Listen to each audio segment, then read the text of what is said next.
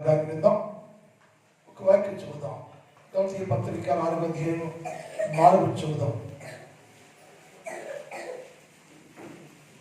అయితే కాలం పరిపూర్ణమైనప్పుడు దేవుడు తన కుమారుని పంపెను.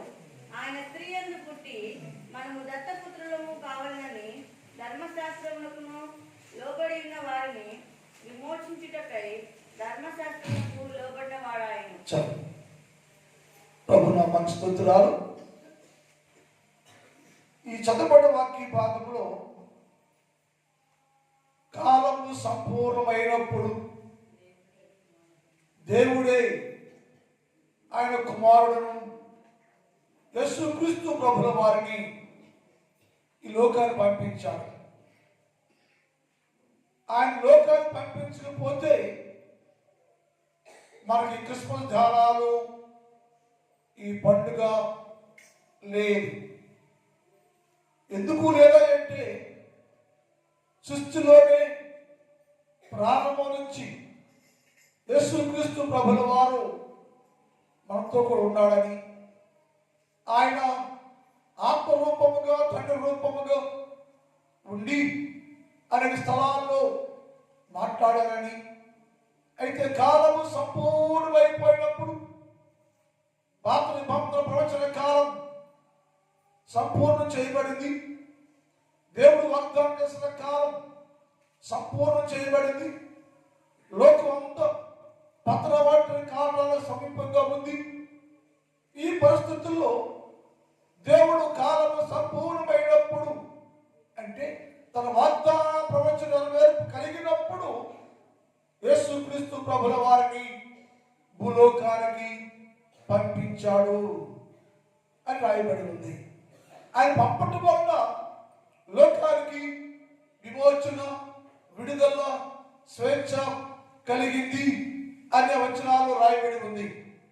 అందువల్ల విడుదల పొందిన వారు, స్వేచ్ఛ పొందిన వారు లోకమంతట జాతి మత భేదము లేకుండా అన్ని మతాల వారు యేసుక్రీస్తు ప్రభువు ఈ క్రిస్మస్ పండుగ వస్తే ఈ క్రిస్మస్ దినాల్లో పండుగలో అనేకులు పాల్గొని వారు బయటికి రాకపోయినా వారి వ్యక్తిగతంగా గృహాల్లో కూడా ఈ క్రిస్మస్ పండుగను చేసుకుంటూ ఉంటారు.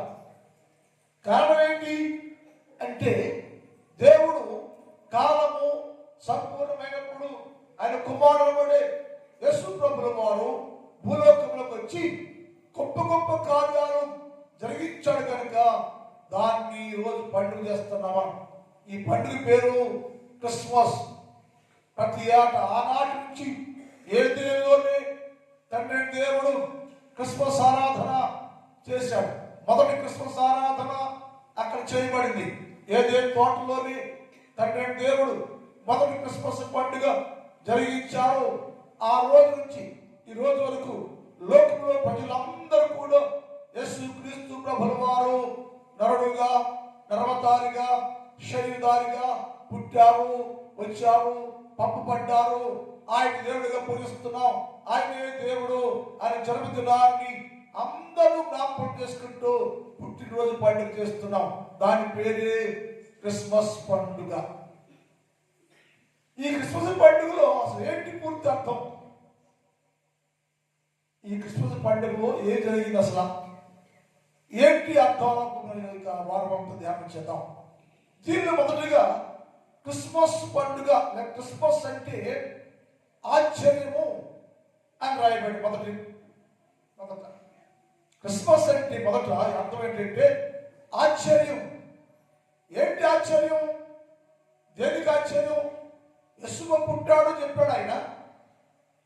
యేసుబాబు పుట్టారు, ఆయన కుమారుడు పంపబడ్డాను, నేను లోకాన్ని విమోచన జరిగింది, లోకంలో ప్రజలకు స్వేచ్ఛ వచ్చింది, ఇస్తున్నాను నేను. అందుకోసము తన కుమారుని భూలోకానికి అనుగ్రహించాడు కదా. ఇందులో ఆశ్చర్యం ఉందా? ఆయన అర్థం చేశాడు, కుమారుడు వచ్చాడు, లోకంలో జన్మించాడు, అది పండుగ చేసుకుంటాం మనం. ఇది ఆశ్చర్యం ఏంటంటే ఒకటి ఆయన పుట్టుక ఒక ఆశ్చర్యం. అందరూ తెలిసిన విషయాలు. ఆయన పుట్టిన ఆశ్చర్యం ఏంటయ్యా? ఎందుకు పుట్టికి ఏంటి ఆశ్చర్యం అంటే, ఆది కాండంలోనే దేవుడు చెప్పి మొదటి క్రిస్మస్ లో చెప్పాడు, ఆమె సంతానానికి నీ సంతానానికి వైరము కలుగుద్ది అని చెప్పాడు. మొదటి క్రిస్మస్ ధ్యాన కొడుకులో దేవుడు చెప్పిన మాట నెరవేర్చినప్పుడు యేసుక్రీస్తు ప్రభుల వారు భూలోకంలో జరిగించిన కాలము సంపూర్ణం చేయబడాల అని నిర్మించే ముందే మొదటి క్రిస్మస్ లోనే దేవుడు చెప్పిన మాట అంటే, ఆమె కుమారుని కొనుంది, ఆమె సంతానానికి నీ సంతానానికి వైరము కలుగుద్ది అని చెప్పాడు. ఆమె సంతానంలోకి యేసు ప్రభు వస్తారా, లేకపోతే ఆయన సంతానంలోకి ఆయనే సంతానం మార్చబడ్డాడంటే ఇది ఆశ్చర్యం. అంటే కన్యక గర్భం ధరించింది. ఆనాటి నుంచి ఈ నాటి వరకు శాస్త్రులు అనేవారు లేక పండితులు అనబడేవారు, మతాధికారులు, పీఠాధిపతులు అనేకులు ఈ రోజు వరకు కూడా యేసు క్రీస్తు ప్రభుని విమర్శ చేస్తా ఉన్నారు చాలా మంది. ఎందుకయ్యా విమర్శ అంటే, యేసు క్రీస్తు ప్రభుల వారు కన్యకు జన్మించారు అంటే ఆయన పుట్టుకుడు ఏమిటంటే ఆశ్చర్యం కలిగించింది. ఎవరికి అర్థం కావట్లా. ఏంటి అర్థం కాకపోవటం? దేవుడు అంటే ఒక వ్యక్తి భూలోకంలో జన్మిస్తే భర్త భార్య కలిగిన వారికి పురుషుడు స్త్రీయో జన్మించాలి కదా. ఆయన ఏంటి కన్యకి పుట్టాడు, ఏంటి రూల్ ఏంటి అని లోకాన్ని ఆశ్చర్యపరచరు. అందుకని క్రిస్మస్ లో క్రిస్మస్ అంటే ఆశ్చర్యం, లోకాన్ని ఆశ్చర్యపరుస్తుంది, జ్ఞానవంతులు ఆశ్చర్యపరిచింది. గ్రంథాలు తిరిగేస్తా ఉన్నారు. అన్ని గ్రంథాలు తిరిగేస్తే దొరికిన సారాంశం ఏమిటంటే, ఆయన దేవుడు అనబడేవారు పరిశుద్ధత కలిగిన వారుగా ఉండాలి, పాపం లేని వారుగా ఉండాలి. అందుకని కన్యక ద్వారా దేవుడు ప్రత్యక్షం కావాలి. ప్రత్యక్షం వేరు, పవిత్రం వేరు. యేసు ప్రభు భూలోకానికి రావటానికి కన్యక అనే ఒక స్త్రీ అవసరమైంది. ఆమె పరిశుద్ధురాలు, యేసు ప్రభు పరిశుద్ధుడు. ఈ పరిశుద్ధుడైన దేవుడు భూలోకంలో జన్మిస్తే లోకమంతటికి ఆశ్చర్యమైపోయింది. చాలా చాలా సంవత్సరాలు దీని గురించి తర్జుమా చేసుకుని గందరగోళం ఉంది. ఎందుకంటే ఆయన పుట్టుక లోకానికి ఆశ్చర్యాన్ని కలిగించింది. ఆయన పుట్టుక లోకం ఆశ్చర్యంగా ఉంది.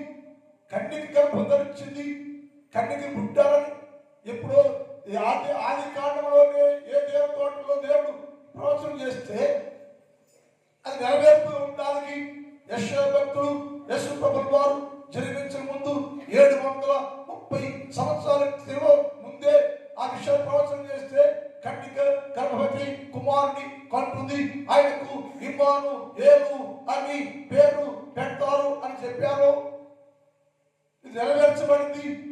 అంటే పుట్టుగా ప్రవచనానుసారముగా ఆశ్చర్యాన్ని కలిగించింది, లోకాన్ని కలవరపరిచింది.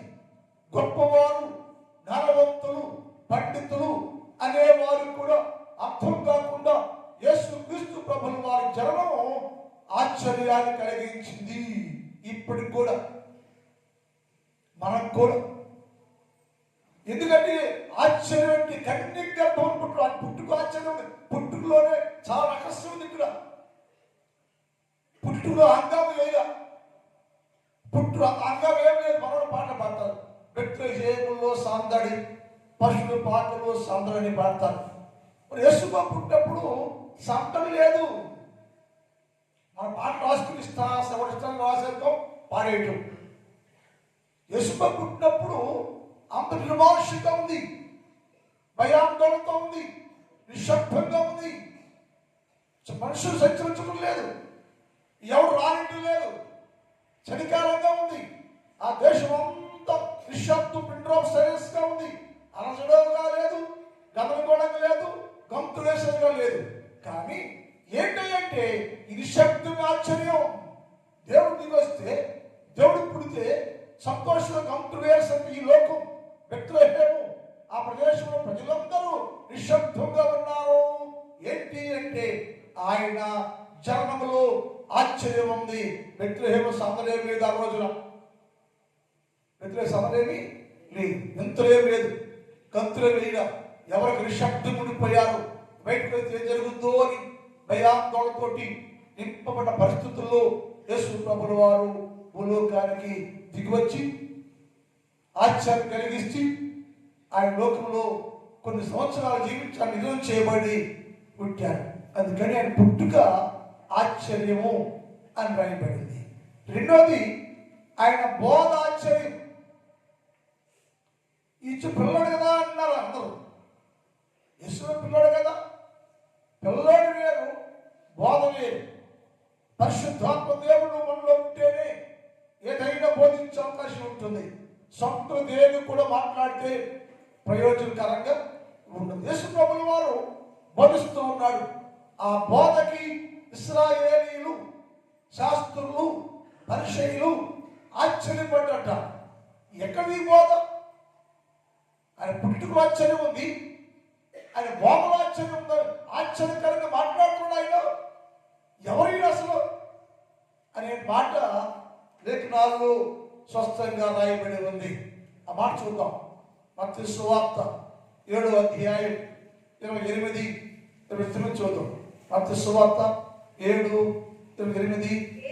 యేసు ఈ మాటలు చెప్పి యేసు ప్రభుల వారు సమాజమందరములో బోధించి దేవుని గురించి, ఆయన గురించి, పరలోకాన్ని గురించి బోధించి మనుషులు ఎలా ఉండాలి, ఎలా జీవించాలి, నేను ఎందుకు వచ్చాను, నేను ఎందుకు భూలోకానికి పంపబడ్డాను అని తెలియజేస్తూ ఈ మాటలు చెప్పి చాలించి ముగించినప్పుడు జన సమూహములు ఆయన బోధకు ఆశ్చర్యపడి. ఎందుకు ఆశ్చర్యం? ఏంటి అని బోధలో ఉన్న బలం ఏంటి? అంతగా ఆశ్చర్యపడటానికి అంతగా ప్రజలందరూ సమాజ మందిరంలో ఉన్నవారు, అక్కడ శాస్త్రులు ఉన్నారు, పరిశీలన ఉన్నారు, చాలా మంది ఉన్నారు. యేసు ప్రభుల వారు నోరు తెలిసి మాట్లాడటం ప్రారంభించి చాలిస్తే ఆశ్చర్యపడిపోయారు. ఏంటి మరణం, ఈ మరణయుక్తమైన బోధ ఎక్కడి అని వారందరూ ఆశ్చర్యపడి. అసలు ఆయన ఏం చెప్పాడు అక్కడ? ఏలయనగా వారు ఆయన వారి శాస్త్రుల వలె కాక అధికారంతో బోధించట. శాస్త్రం ఏం చెప్తారంటే విచారణ చేయొచ్చు, దొంగతనం చేయొచ్చు, ఎట్టైనా ఉండొచ్చు, కుటుంబ సమాజంలో రావచ్చు చెప్తారు. నేటి ప్రపంచం జరిగిన ఖండించి బోధిస్తే విన్నాం. మనం అనుకూల బోధనలు ఏర్పాటు చేసుకుంటున్నాం, అనుకూల బోధనలతో సువార్త చెప్పించుకుంటున్నాం, అనుకూల పాస్టర్లు ఏర్పాటు చేసుకుంటే రకరకాల ప్రజలను, సమాజాన్ని, సంఘాన్ని కలుషితం బాగు చేసేస్తున్నామా? కానీ ఆ రోజున యేసు ప్రభుల వారు అధికారంతో మాట్లాడాడు. అధికారంతో మాట్లాడటం వాళ్ళు ఏం చేయాలి? వాస్తవికంగా నొచ్చుకోవాలి, బాధపడాలి. ఏంటి ఇలా మాట్లాడడం ఏంటి, ఈ బోధ ఎంత కఠినంగా ఉంది ఏంటి అనుకోవాలి. కానీ వారు యేసు ప్రభుల వారు బోధిస్తూ ఉంటే, మాట్లాడుతూ ఉంటే వారందరూ ఆశ్చర్యపడి, అధికారం ఏముందయ్యో, అధికారం దేవునికి ఉండేది, అధికారము దేవునికి మాత్రమే ఉంటుంది కదా, ఈ దేవుని వలె ఈయన దేవుని వలె బోధ చేస్తున్నాడు. ఏంటి పౌరు ఎక్కడంటే ఆయనే దేవుడు, ఆయనే దేవుడు, అధికారం కలిగిన దేవుడు, లోకాన్ని ప్రేమించే దేవుడు, లోకాన్ని మార్చే దేవుడు. ఆయన మాత్రమే చేయగలని ఆ ఉద్దేశంతో ఆయన బోధిస్తూ ఉంటే అందరూ అన్నారు. ఆశ్చర్యపడలే కాకుండా ఆయన బోధకు అందరూ అధికారంగా ఉంది అని అందరూ మర్మాన్ని గ్రహించారు. ఏంటి అధికారంతో యేసు ప్రభువు ఏం బోధించాలంటే 24వ వచనం చూద్దాం. అధికారంతో యేసు ప్రభుల వారు ఏం బోధిస్తే వాళ్ళు ఆశ్చర్యపోయారు. 7:24 కాబట్టి గమనించాలి. యేసు ఏం బోధించాడు అక్కడ? నోరు తెలిసి ఇలా బోధించాడు రాయబడ్డ అక్కడ. యేసు ప్రభుల వారు ఏం బోధిస్తే వారు అందరూ ఆశ్చర్యపడ్డారు. ఏ బోధిస్తే వారికి అధికారంతో కూడిన బోధ అన్నారు. ఏం బోధిస్తే వారికి, ఏం అర్థమైతే వారికి, ఏం అర్థమైతే ఈ బోధ అధికారంతో ఉంది అన్నారు. ఈ బోధ వింటే ఆశ్చర్యంగా ఉంది అన్నారు. ఈయన గొప్పవాడు, ఈయన ఎవరో అన్నారు. ఏంటి? యేసు క్రీస్తు ప్రభుల వారు చేసిన బోధ అంటే ఈయన మాటలు విని నోరు తెలిసి ఎలాగూ ఆయన చెప్ప సాగి ముగించారు. నోరు తెరిచి ఇలాగూ చెప్ప సాగి ముగించారు. ఏమన్నాడు? ఈయన మాటలు విని వాటి చొప్పున చెయ్యి ప్రతివాడు బండ మీద ఇల్లు కట్టుకున్న బుద్ధిమంతుని పోలి ఉంటాడు. ఇందులో ఏం తేడా దానికి ఆశ్చర్యపోవటానికి? అంటే ఏంటంటే నేనే దేవుణ్ణి, నేనే దేవుడను. ఎవరైనా సరే నేను దేవుడను అనుకుంటే, నేను బోధించే బోధ అర్థమైతే అందరూ నా మాటలు విని, నా మాటలు విని వాటిని చొప్పున చెయ్యాలట. నా మాట వినాలి అని ఏం బోధించాడు? నేనే బోధిస్తున్నాను. ప్రజలందరూ లోకమంతా క్రిస్మస్ పండుగ చేసే ప్రతి ఒక్కరు, ఈ క్రిస్మస్ తో పాల్గొనే ప్రతి ఒక్కరు ఏంటంటే క్రిస్మస్ పండుగ ఎవరి పండుగ చేస్తున్నామో, ఎవరి పండుగ చేస్తున్నామో ఆ దేవుని మాట వినాలి. నా మాట విని వాటి చొప్పున చెయ్యాలట. నా మాట వినాలి, వాటి చొప్పున చేయాలి. అందుకే వచ్చాను నేను, అందుకే పుట్టాను నేను, అందుకే పంపడ్డాను నేను, అది వచ్చాను నేను. కాబట్టి వచ్చాను కాబట్టి, పుట్టాను కాబట్టి, పంపబడ్డాను కాబట్టి, మీకోసమే నేను వచ్చాను కాబట్టి మీరు అందరూ ఏం చేయాలంటే నా మాట వినాలి. నేను బోధిస్తున్నానే మొదటి బోధ ఏంటయ్యా అంటే అంతటా అందరూ మారు మనసు పొందని చెప్పే కదా. నా మాట వినాలి. మీరు నా మాట విని నన్ను వాటి చొప్పున చెయ్యాలట. ఇది ఆయన బోధ. దానికి ఆశ్చర్యం వాళ్ళు నిజమే కదా. దేవుని మాట ఇంట్లోనే మనం నా మాట వినండి అన్నాడు. నాకు అధికారం ఉంది. నా మాట వినండి అంటే అధికారం ఉంది. అనుసరించండి అంటే అధికారం ఉంది. అందుకు వాళ్ళకి ఏమన్నదంటే యేసు ప్రభుల వారు అధికారంతో బోధించరు, అధికారంతో ప్రకటించరు. ఏంటి అధికారం అంటే నా మాట విను. మనుషులారా మీకోసమే దిగి వచ్చాను, మీకోసమే కన్య గర్భంలో పుట్టారు. ఆయన ఆ పుట్టిన ఆశ్చర్యం. అంతేకాదు నేను మాట్లాడుతున్నా మీకోసమే, అది మీకు ఆశ్చర్యం కలిగించవచ్చు. కానీ మీరు ఏం చేయాలంటే నా మాట వినాలి. అదే క్రిస్మస్. యేసే మాట వినుకోకుండా, యేసే మాట అక్కడ నా మాట విని వాడి చొప్పున చెయ్యాలి. అది వినుకోకుండా, అది చేయకోకుండా, ఆయన మాట వినుకోకుండా, అది చేయకోకుండా ఎవరు పరలోకానికి సంబంధం కాలేరు. మానవుడు కోట్ల మంది ఈ క్రిస్మస్ పండుగ చేస్తున్నారు. కోట్ల మంది అన్ని దేశాల వారు, అన్ని దేశాల ప్రజలందరూ కూడా క్రిస్మస్ పండుగ చేస్తున్నారు. క్రిస్మస్ అంటే ఒకటి ఆశ్చర్యం, రెండు ఆశ్చర్యంలో రెండు పాయింట్ అంటే ఆయన బోధ ఆశ్చర్యం. ఏంటి బోధ అంటే నా మాట వినాలి. నా మాట వినుకోకుండా మీరు క్రిస్మస్ పండుగ చేస్తే నాకు విలువేది? నాకు విలువేది? దేవుడికి విలువేది?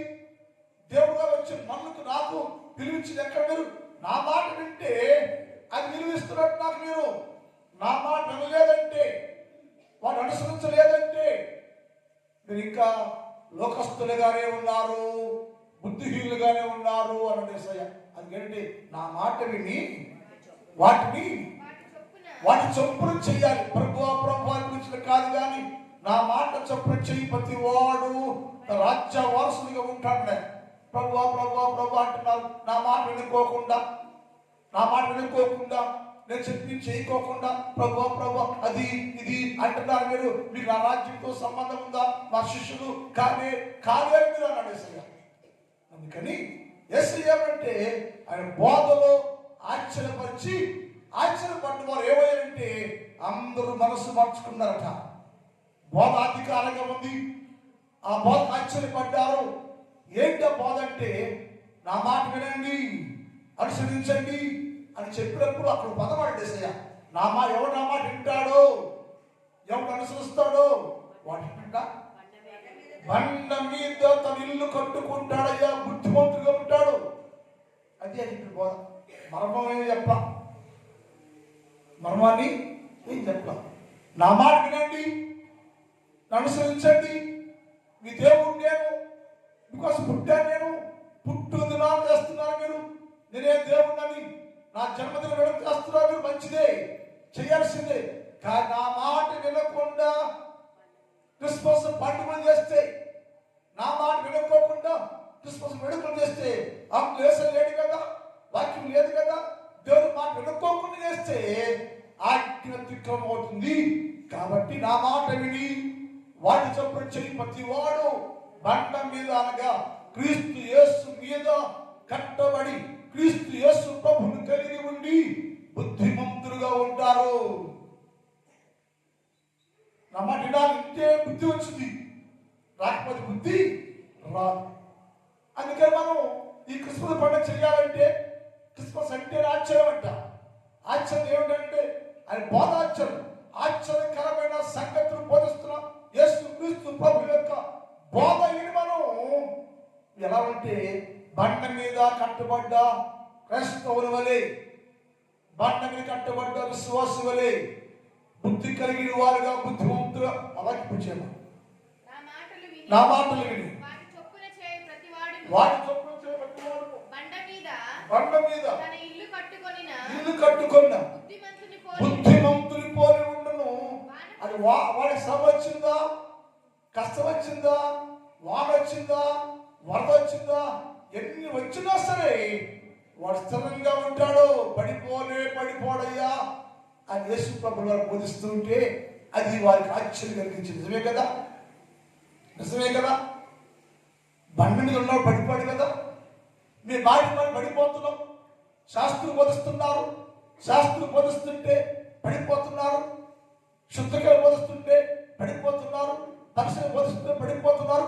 మేము పడిపోయామని ఆల్రెడీ ల్యాప్టాప్ వచ్చాడు ఆయన, లేచి నిలబడండి, పడిపోకుండా ఉండాలంటే మీరు నా మాట వినాలి, దాన్ని అనుసరించాలి, బాటలు కట్టుకున్న వారిగా ఉండాలి. అప్పుడు మీరు స్థిరంగా ఉంటారు. ఎన్ని కష్టాలు, ఎన్ని శోధనలు, ఎన్ని బాధలు వచ్చినా సరే నిర్భయం కలిగి, ధైర్యం కలిగి యేసు క్రీస్తు ప్రభువులు సంతోషించే వారిగా ఉంటారయ్యా. సంతోషాన్ని కుటుంబంలో ఎల్లవేళ ఉంటుంది. కందుకు ఏంటంటే నా మాట వినండి అని చెప్తే ఆయన మాటలకు వాడు ఆశ్చర్యపడి ఆయన వెంబడించి, ఆయన మాటలు ఆశ్చర్యపడి ఆ బోధ అంగీకరించి ఆయన వెంబడించారు. ఆయన రావిడు అదే మత్తయి సువార్త 13వ అధ్యాయం, మత్తయి సువార్త 13వ అధ్యాయం చూద్దాం సార్. మత్తయి 54 వచ్చింది. మత్తయి సువార్త 13:54. అందువల్ల వారు ఆశ్చర్యపడి ఈ జ్ఞానమును, ఈ అద్భుతాలను ఎక్కడి అయ్యేది, అది ఇది ఆశ్చర్యం. ఇంత మరమైన బోధ చేసిన మరణం ఉందంట ఆ బోధలో. వాళ్ళకి అర్థమైంది ఇశ్రాయేలు ధర్మశాస్త్రం జరిగిన వాళ్ళు కనుక ఇశ్రాయేలు బోధ అంటే తెలుసు కాబట్టి యేసు ప్రభు మనకు తెలియదు బోధ అంటే ఏంటో. ఎవడో వచ్చి గాలి బోధ చేద్దాం మనం. ప్రపంచం అంతా జరుగుతుంది, ఎవరు సొంత పాస్టర్ అయిపోయి బోధగా చేస్తుంటే అది తింటాం మనం. సత్యం బోధలో మనం సత్యం బోధనకి అంగీకరించు మనం. ఏసన్నాడు ఆయన ఇలా బోధిస్తాడు. ఎక్కడ తింటారు అంటున్నారు వాళ్ళు. ఎక్కడ తింటారు? గమనించండి, ఆయనే దేవుడు, ఆయనే పరిశుద్ధుడు, ఆయనే జ్ఞానం, ఆయనే తెలివి. అందుకని ఆయన మాట్లాడే ప్రతి మాట హృదయాన్ని సరి చేస్తా ఉంది, ఆశ్చర్యపరుస్తూ ఉంది. అందువలన వారు ఆశ్చర్యపడి ఈ జ్ఞానమును ఈ అద్భుతాలను ఇతడు ఎక్కడి వచ్చింది, ఇతడు వడ్లవారి కొడుకు కదా, మరియు కొడుకు కదా, ఆ పొద్దుగా కాపీ వడ్లు పిలిచేవాడు కదా, ఈ అబ్బాయికి ఎంత జ్ఞానం ఎక్కడోయా ఎక్కడి అంటే వడ్లవారి కుమారుడే కానీ దేవుడైన, మరియు కుమారుడే కానీ పుట్టాడు కానీ దేవుడైన, దేవుడి జ్ఞానం ఆయనే జ్ఞానం, ఆయనే తెలివి, ఆయనే యథార్థత, ఆయనే ఆశ్చర్యం. ఆయన బోధ వింటే ఆశ్చర్యకరమైన బోధ వినగలిగితే మీ జీవితంలో గొప్ప దీవెన ఉంటుంది. అందుకని యేసయ్య అన్నాడు, మీరు నా మాట వినండి, అనుసరించండి, నా బోధ వినండి. పరలోక సంబంధం ఒకటి బోధ అది. నేనే దేవుడను, మీకోసం దిగొచ్చాను, నేను మీకోసం పుట్టాను నేను. కనుక నా పుట్టినరోజు పండుగ చేస్తున్న వారులారా, క్రిస్మస్ పండుగ చేస్తున్న వారులారా, నా మాట వినండి, అనుసరించండి. బట్టలు కట్టుకోండి, బట్టలాగా ఉండండి, దీవించబడతారని చెప్పి యేసు ప్రభుల వారు తెలియపరిచారు. కుమార్ చెప్తారు. లోక సువార్త 4వ అధ్యాయం 31 నుంచి 34లో. లోక సువార్త 4. ఆయన వాక్యము ఆయన బోధ, ఆయన వాక్యము అధికారంతో కూడిదై ఉండెను కనుక ఆయన బోధకు ఆశ్చర్యపడి ఆ సమాజ మందిరములో అక్కడ దయ్యం కలిగిన వాడు, రోగిగా ఉన్నవాడు, జబ్బు కలిగిన వాడు, సాతాను పీడించబడేవాడు ఒకడుండెను. వాడు అంటున్నాడు, అక్కడ ఈ సమాజంలో ఉన్న వారి కంటే దయ్యానికి అర్థమైంది దేవుడని. క్రైస్తవులు ఉండే మనం దేవుని మాట వినకుండా, మనం దేవుని మాట వినకుండా పంట చేసి మనకు అర్థం కట్టలు చేసి ఎవరో అక్కడ ఆ సమాజ మందిరంలో యేసు ప్రభుల వారు బోధిస్తూ ఉంటే, అధికారంతో బోధిస్తూ ఉంటే అక్కడ దయ్యం పట్టిన ఒక ఉండెను. వాడు ఏమన్నాడైనా వాళ్ళేమన్నాక మీరు వడ్లవాని కొడుకు కదా అన్నారు. అలా మాట్లాడ దయ్యం ఉంటుంది. నజరేయుడైన యేసు నాతో నీకేమని అంటే అర్థమైంది. నజరేయుడా రక్షకుడా, యేసు అంటే రక్షకుడు కదా, నజరేయుడా రక్షకుడా నాతో ఏం పరయ్యా, నా సమయం రాలేదు కదా అంటే యేసయ్యడు, నీ సమయం తీసేయడానికి వచ్చాను నేను, నీ సమయం బంధించి ఆప్షన్ వచ్చాను నేను అన్నాడు. అలాంటి సాతాను ఉంది, నజరేయుడ యేసు నాతో నీకేం పని, మమ్ము నశించి వచ్చావా, నీ వారెవరో ఎరుగుదును. ఏమిటైనా నీ అయ్యా నన్ను ఎలగొడుతున్నాను, వచ్చి నన్ను వెలగొట్టకు వచ్చాను, పక్కలో దిగి వచ్చావు. ఇక్కడున్న వాళ్ళలో నీ వారెవరో నా వారెవరో తెలుసు అయ్యా. అందరూ రావాళ్ళేగా, అందరూ రావాళ్ళేగా. నేను సాతాను అయ్యా, అందరూ రావాళ్ళేగా, నా వాళ్ళు కాబట్టి నేను వారి మధ్యలోనే ఉంటా కూర్చుని. యేసు అయ్యా నీ వారెవరో నా వారు తెలుసు నాకయ్యా అంటే లోకంలో మనుషులందరూ సాతాను సంబంధిగా ఉండి, సాతాను ప్రజలుగా ఉండి మనుషులను యేసుతో పండుగ చేస్తుంటే సాతాను దేవుడితోటి యేసు నా వారెవరో నీ వారెవరో నాకు తెలుసు అయ్యా. మరి ఎప్పుడు కావాలంటే నువ్వు అంటోంది నీ పరిశుద్ధుడు అయ్యా. 2 పదాలు వాడి సాతాను.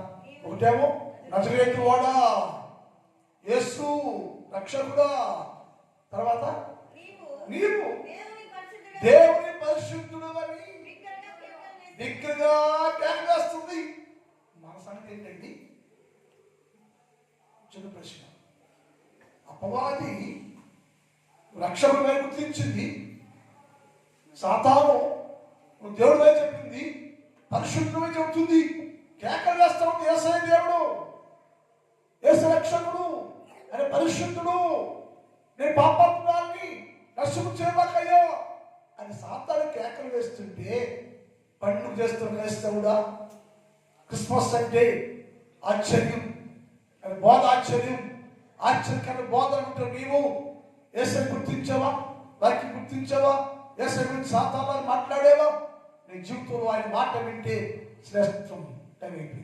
మా తండ్రి నీ పాదములకు వందనాలు. పరిశుద్ధుడైన దేవానికి స్తోత్రాలు. ఉదయ కాలంలో మీరు మాతో మాట్లాడారు. నీ పుట్టుక ఆశ్చర్యం. క్రిస్మస్ అంటే ఆశ్చర్యం. ఏదో ఆశ్చర్యం. నీ పుట్టుక ఆశ్చర్యం, నీ బోధ ఆశ్చర్యం.